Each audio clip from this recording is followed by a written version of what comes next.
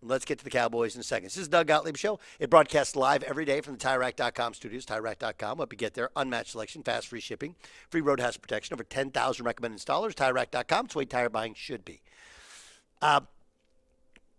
Look, I know a lot about my sport. I know a lot about coaching. I'm learning as I go. My team we fought hard and lost to our rival in Milwaukee this past weekend. The losing does continue, but we keep getting better. Anyone who actually watches the games can see, like, oh, young team, 7 freshmen, they're getting better.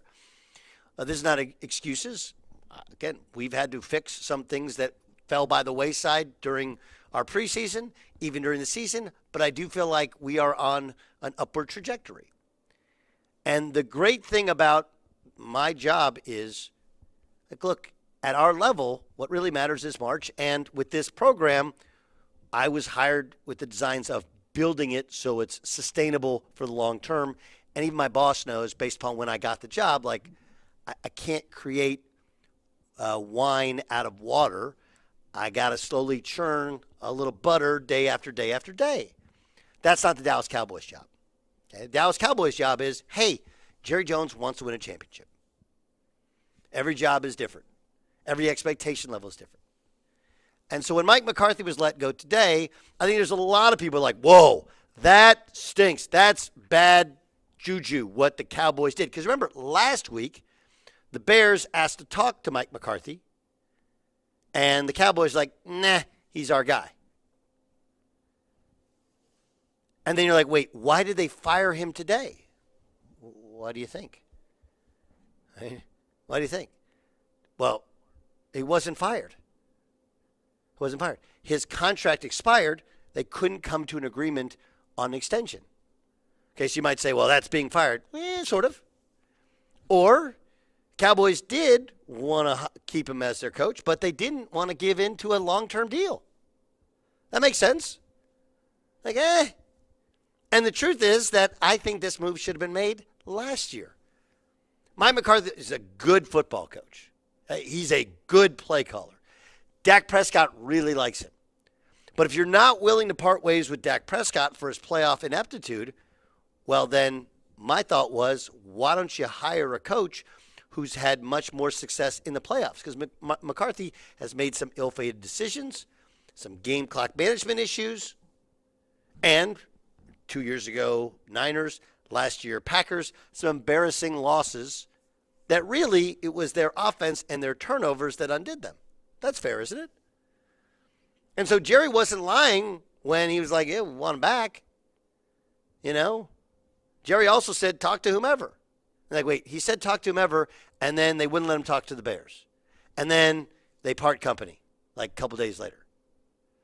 So, again, without talking to anybody in the building with the Cowboys, what probably happened, and, again, all the details will slowly come out over time, is they said, all right, like, let's find an extension. And Mike McCarthy's probably like, great, 3-4 years. And they're like, yeah, no, we didn't. We want to do a year. See how it works next year. And Mike McCarthy's like, I'm not doing it for less than 3 years. Okay. You know, there's leverage there. What's your leverage if you're Mike McCarthy? I'll leave? Fine, we'll find somebody who will. And so then becomes the question of, all right, now what? Now, is it fair that Mike McCarthy lost his job? Probably not. You know, probably not. I don't think, based upon what Dak Prescott said, right, because Dak Prescott alluded to the fact that the defensive coordinator, Mike Zimmer, wasn't his choice. You know, he had Dan Quinn, and you look at what Dan Quinn's doing with Washington, you're like, man, they lose one in Dan Quinn. But what Dak alluded to is, hey, hold on now. I like this guy. He didn't get to choose Mike Zimmer, and Mike Zimmer was a bad fit for the personnel and might have been a bad fit for Mike McCarthy. So whether it's who gets to be my coordinators and who I hire and who I fire, or who I draft and who I don't draft, or simply the length of contract, it feels like this was you know what? This ain't going to work. It's just not. And if I'm the Dallas Cowboys, and you can go back and Google it, Google me. Go back and Google it. Last year when they lost in the playoffs, I said, Mike McCarthy's a good coach. He's done a good job. But the Cowboys want to win championships. And there's a coach out there who's won more championships than any other coach. And he's available. Hire him. This is easy. Now it gets a little murky because he's got a head coaching job, but it's $10 million to get him out of it. He hasn't hired a full staff. You can easily move him over. And it would feel like Carolina got a raw deal. Maybe he leaves his son in charge, which is the plan all along, and only gets sped up. Or maybe he takes his son with him. I don't know, and I don't care. But for Mike McCarthy to walk away it's just like when you walk into a car dealership, man. You're like, yeah, I don't like this deal. I'm going to walk from it. And once you walk out that door, you either have to be able to get willing to get in your car and go home, or get in your car and go home, and somebody else might come and buy that car. Or just sign your name and let's go. Look, it happened to Tyronn Lue. Tyronn Lue wanted more than 3 years with the LA Lakers. And Rob Pelinka's like, we're not giving anybody more than 3 years. So Tyronn Lue's now the coach of the Clippers. He's been the coach of the Clippers for the last 6-7 years? And Tyronn Lue's really, really, really good. But you know what he didn't get to do? He didn't get to coach LeBron James, didn't get to win another championship. Mike McCarthy could very easily get another job. He's won a Super Bowl. They were in the playoffs, all except for this year with the Cowboys? And they did well. And Dak Prescott, I'm sure, would call anybody and say, I love that guy. I like playing for that guy. You should hire that guy. But he won't be the coach of the Dallas Cowboys anymore. And there is something special to being that head coach. I'm not surprised by it in the least. The only thing I'm surprised by is the fact that they signed Dak Prescott to a long-term deal, so they're in that bind now, which there's zero possibility of, I don't believe, of drafting Shedeur Sanders and bringing in Deion Sanders, especially after Jerry Jones' comments, which I do think were accurate about the true gift of Deion Sanders is his ability to recruit, more so than his ability to coach, would just, I don't think it would work. But it's me, I said this last year, your whole thing in Dallas is we haven't won in the playoffs in forever. And you have a guy who's won more in the playoffs than anybody else. Why wouldn't you hire Belichick? Meanwhile, Mike Vrabel's gone. He's with the New England Patriots. That was broken yesterday. And then, of course, he had a press conference today. So, look, when you're a coach, you don't like when anybody loses their job. But I'm going to guess that part of this was Mike McCarthy, and whether it's his ego or whether it's just the understanding there's other jobs out there I can go get. And if you don't want to give me a 3 or 4 year deal, I'd rather go and take some other job and build another winner than I will stay here in Dallas when next year we might not have a chance to win because there's so many holes on this football team. And, oh, yeah, by the way, I don't feel like I have a chance if I can't hire the people that I want to hire to run my defense while I run the offense. So my read on it is sometimes relationships just come to an end. Business relationships, personal relationships.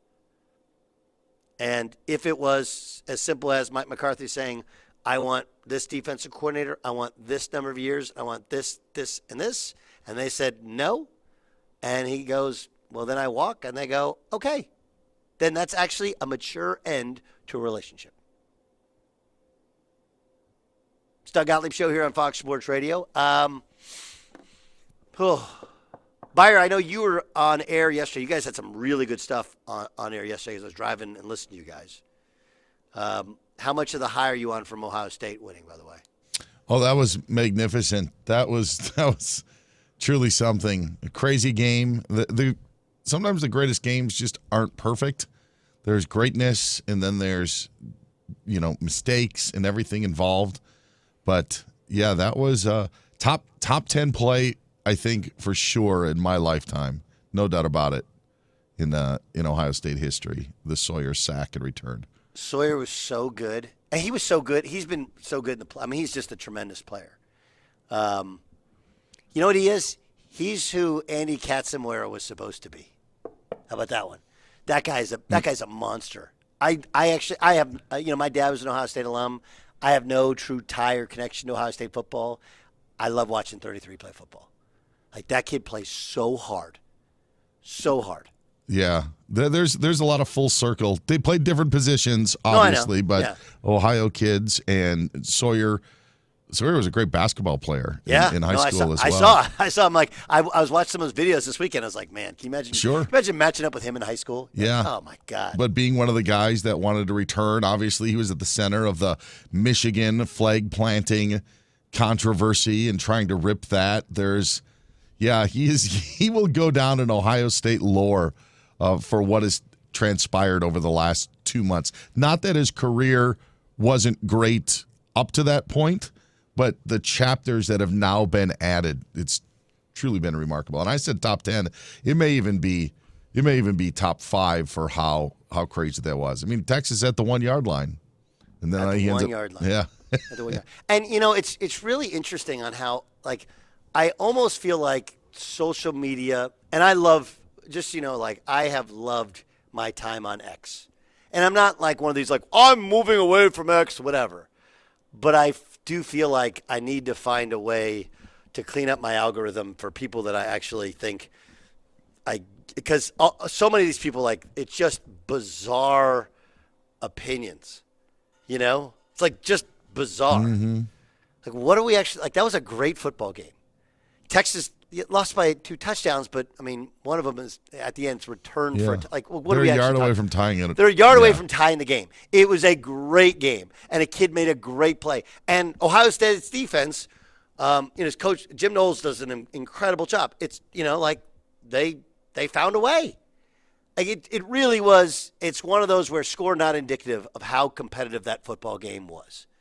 Like, I watched. I have some of the same feelings with the Penn State Notre Dame game. We talked about this on Friday, which is like we go and we crush these dudes as head coaches or quarterbacks, and the truth is it really comes down to 1 or 2 plays. It wasn't like the Indiana or SMU or the Tennessee, these blowouts. It was like it really came down to 1 or 2 plays. And I don't care what the final score is, whatever. Like, somebody's not a choker, or somebody didn't choke because they ran a play that that Sawyer blows up because he's an unbelievable football player. Like, what are we actually doing here?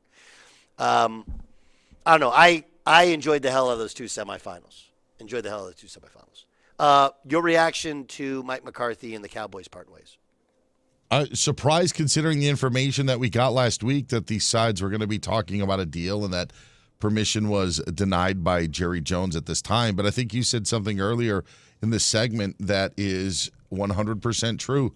It's probably best for the Cowboys that this happens. And maybe for Mike McCarthy as well. Maybe he goes to the Bears. Maybe he goes to the Saints. But I do think that in the end, if Jerry Jones is willing to pay, and I would hope that he is, but I think that they're going to probably come out in a better situation than they were if they would have kept McCarthy. Yeah.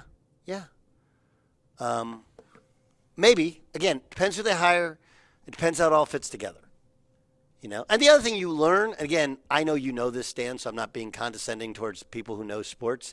It's as much as we make it out about the quarterback or the head coach or the defense coordinator or the offense coordinator, it all has to kind of work together, right? It all has to work together. Like, I'll give you an example. I think Dan Quinn's doing a hell of a job. But he hired Cliff Kingsbury, who fits perfectly with Jaden Daniels. It all kind of works together, right? Like, it's a much easier offense for him to process because that offense is similar to one of the ones he ran in college. Like, it all kind of works together. It's not about one hire. It's about the whole thing. And it felt like the Cowboys this year were disconnected between defense and offense. It just did. So it probably is. It's definitely has a chance to be the best thing for the Cowboys, and it might be the best thing for Mike McCarthy because the likelihood is he wasn't going to win next year, and if they was on a 1-year deal, then he'd be out of a job. And right now, there's a lot of jobs open, and some of them have a quarterback, and they want him to lead their football team. Maybe or maybe not. Maybe he's done. If not, like if at the end of the day he's got $20 million in the bank and he got to coach the Packers and the Cowboys, that's not a bad gig. Not at a all. bad gig. No. Sign me up for that one.